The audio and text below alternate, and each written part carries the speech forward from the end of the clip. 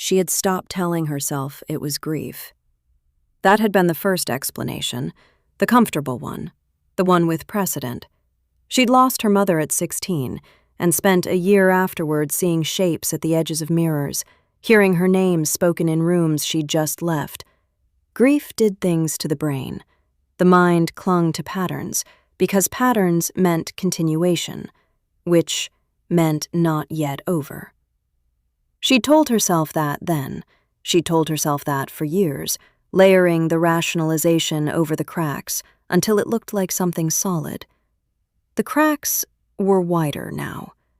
It has been 4 days since the diagnosis, 4 days of functioning in the particular way that people functioned when catastrophic information had been received but not yet fully processed, competently, mechanically, with occasional pauses where she stood in the middle of a room, unable to remember why she'd walked into it.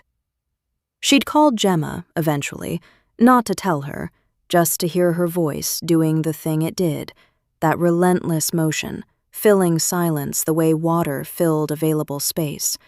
She'd held the phone against her ear and listened to Gemma describe an argument about the correct temperature at which to store wine, and Noelle had stared at the ceiling and thought, 1 year, maybe 18 months, maybe less, and breathed. She was very good at breathing. She'd made a practice of it. What she was not good at, it turned out, was sleeping. The whispers wouldn't permit it. They came at the threshold. That was the word she'd settled on, because it was precise, the exact membrane between wakefulness and sleep, the moment when conscious control of thought began to dissolve, and something older took its place. She would feel herself tipping toward sleep, feel the muscles in her hands loosen, her breathing slow. And then it would start. Soft at first, like wind through a gap in a window frame. A formless sound, with rhythm underneath it. Then, gradually, structure. Not words she could translate, something beneath language, beneath intention. A frequency that pressed directly against the inside of her skull and arranged itself into meaning, without the intermediary of comprehension. She didn't sleep more than 2 hours at a stretch. What she did instead, in the gray static hours between 3 and 5 in the morning, was research. Her kitchen table disappeared under the debris of obsessive late-night focus, printed articles, a water-stained book on near-death phenomenology, pages of cramped handwriting she would read back the next morning with the faint bewilderment of finding a stranger's diary. She went back to work on Thursday. Because the alternative was staying in her apartment, listening to her own brain deteriorate. At Harrow Sons, at least, the stillness was purposeful. Gemma was already at the intake desk when Noelle came in, halfway through a large coffee and a conversation with Mr. Harrow Jr., who was a small, precise man with the demeanor of someone who had never once been surprised and didn't intend to start. Storm. Mr. Harrow? Gemma looked at her over his shoulder, the expression of someone performing a diagnostic scan. Noelle gave her the infinitesimal headshake that meant later. Gemma accepted it with a fractional nod. They had developed, over 4 years, an efficient nonverbal vocabulary that covered the most critical communications. Are you okay? Has something happened? Yes. Do I need to be worried? I'll tell you when I know. We have 2 intakes tonight. Alvarez, 71, stroke, and a new one just came in. Younger, Marina Voss, 26, heart failure, unexplained. 26. She absorbed the number with the careful neutrality she'd developed over 6 years for exactly this purpose. You couldn't work in this profession and let every number land the way it wanted to. You acknowledged it, and you kept moving. I'll take Voss. It didn't occur to him to ask why. The Voss intake form said she'd been found in her apartment by her roommate on a Wednesday morning. No prior cardiac history, no drugs, no alcohol, no obvious cause. The medical examiner's note read, "Suspected shadow sickness complication." The same careful, bureaucratic language that meant, "We don't know," and not knowing unsettles us, so here is Latin. She had been 26 years old, and she had liked, according to the personal effects bag, thriller novels, and the specific brand of strawberry gum that left a wrapper in her coat pocket and a ring of pink wax residue on the foil. Noelle noted these things, the way she always noted them, the evidence of a person that survived the person. She was laying out her instruments when she felt it. Not the usual shimmer, not the soft, near-peripheral suggestion of a presence she'd spent years learning to look past without looking away. This was something else entirely. A density in the air above the preparation table, not quite visible, but not quite not. The way certain stars were only visible if you looked slightly to the side of them. She stilled, set down the instrument she was holding, let her peripheral vision do what it was apparently, now, capable of doing. Marina Voss was still there. Not Voss's body. The body was on the table in front of her, pale and cold, and settling into the particular stillness that followed the final cessation of all physical process. This was Voss herself, a luminous, unstable configuration of light and familiar strange shape, approximately where a person would stand if a person were still capable of standing, looking at Noelle with an expression that made something cold and certain move through Noelle's chest. Not confused. Marina Voss's soul was not confused. It was terrified. She had seen lingering souls for years. She'd seen grief and bewilderment and the occasional peculiar expression she could only read as relief. She'd seen the ones who seemed not to realize they'd died, moving through the prep room with the vacant momentum of habit. She'd seen the ones who looked at their own bodies with the detached curiosity of someone examining an object they used to own. She had never seen one that was afraid. Hey. The habit of it, the speaking, the acknowledging, was so ingrained it bypassed all the new fear she was carrying around. She looked at Voss's shimmer with the same professional calm she'd give the living. I see you. The shimmer moved, not toward her, sideways. A sharp, flinching retreat from something Noelle couldn't see. Marina Voss's near-translucent face turned, tracking something in a direction that had no physical equivalent. A down that wasn't down, but was somehow beneath the floor of the world. And the terror sharpened into something acute. The cold in Noelle's chest surged. The lights went out. Not like a power failure, not all at once, not with the clunk of a circuit breaker. They went out specifically, the way a candle went out. The light simply ceased, and in its place was a darkness that had texture, that pressed against her skin like deep water, and the air was suddenly 10 degrees colder and filled with that resonance, that sub-sound, the frequency she heard in the almost sleep. Close. She couldn't see her hands. She couldn't see anything. She stood very still in the absolute dark of Prep Room B and listened to her own heartbeat doing something complicated and irregular. And she thought, with the part of her brain that maintained function under duress by being aggressively practical, that she should locate the emergency light switch beside the door. Then the dark moved.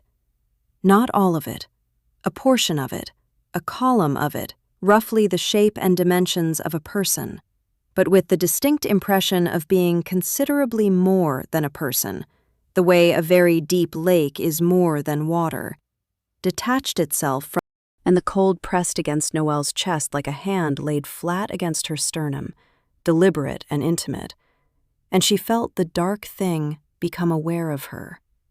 Not as it had been aware of Voss, not in the way of a collector surveying a collection. This was different. This was the pause of something ancient, encountering something it had not anticipated. She could not see its face, She would not be able to see its face for 4 more days. But she felt its attention settle on her like a weight, like a hand, like the first bar of a song she didn't know she'd been waiting to hear, and the cold in her chest responded to it the way tide responded to the moon. Not with choice, but with the deep, structural compliance of things that had no option but to obey their nature. The lights came back on. The prep room was exactly as she'd left it. Marina Voss's body lay still and cooperative on the table. Instruments in their tray, bleach and chemicals and salt-tinged air. Everything normal, everything wrong. Noelle was gripping the edge of the prep table with both hands, her knuckles white, breath coming in shallow pulls that she recognized from a distance as the controlled periphery of a panic attack, and she applied the technique she'd learned at 22 when panic had been a more frequent visitor and had not yet been trained to wait its turn. Slow the exhale, longer out than in. Feel the table under your hands, the temperature of it, the edge, something real and present and here. She breathed. Eventually, she let go of the table. She completed the intake forms for Marina Voss with hands that were almost steady. Gemma found her in the break room at 2 a.m, sitting with both hands wrapped around a mug of tea she'd stopped drinking 20 minutes ago. Harrow said you took a break, which was the diplomatic version of, you've been in here for 40 minutes and I'm deploying a wellness check. I'm fine. Stop saying that. Gemma sat down across from her without invitation. What happened down there? Noelle looked at her, ran the calculation in her head, the likelihood of being believed against the likelihood of Gemma's particular brand of loving concern becoming overwhelming. And Noelle simply didn't have the capacity to manage anyone else's feelings about this, on top of managing her own. The new intake. She said instead. 26. Unexplained cardiac failure. Shadow sickness? Probably.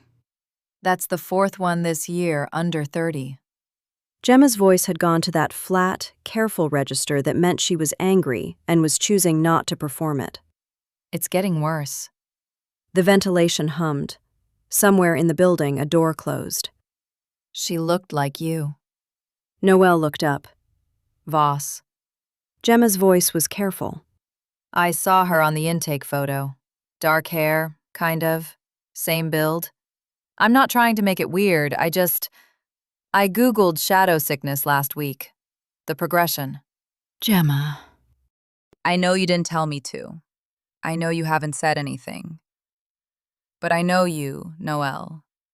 I know what you look like when you're scared and you're trying to make it smaller than it is. And I know what shadow sickness looks like, because I have been watching it look like you for weeks and trying to decide if I was imagining it. She set her hands flat on the table. Are you sick? The word sat between them. Noelle looked at the cooling tea in her mug, looked at Gemma's hands, the still, deliberate patience of them, thought about the shimmer of Marina Voss's face, the terror in it, the way it had dissolved when the dark figure reached for it, not into nothing, but into elsewhere, and whether elsewhere was better depended on information she didn't yet have. Yes. Gemma exhaled, a long, slow breath that carried months in it, the weight of suspected knowledge finally confirmed. She didn't cry. She didn't reach across the table. She simply sat there and accepted the word, and let it exist between them, without trying to fix it. Since when? The symptoms? Weeks, maybe longer. The diagnosis was 4 days ago. 4 days. You've known for 4 days. I didn't know how to say it. You could have said it the way you just said it. I know, Gem. Gemma's jaw worked. She looked away, at the wall, the coffee machine, some point in the middle distance where she was clearly doing enormous internal work to stay level. Finally, she said, Okay. So, we figure out what options there are.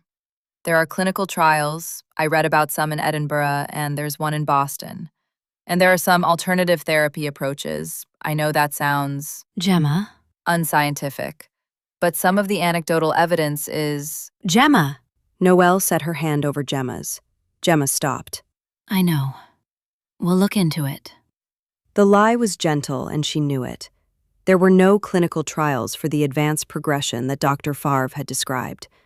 There were management protocols and hospice frameworks and careful euphemisms. There was not a treatment. But the lie was kind, and Noelle was not yet ready to take that from either of them. Right now, I just needed you to know. Gemma turned her hand over, gripped back, hard, with the particular ferocity of someone who had identified something worth holding and intended to hold it. Okay, I know. They sat like that for a while. She heard it on the walk home, clearer than it had ever been. Not the whisper exactly.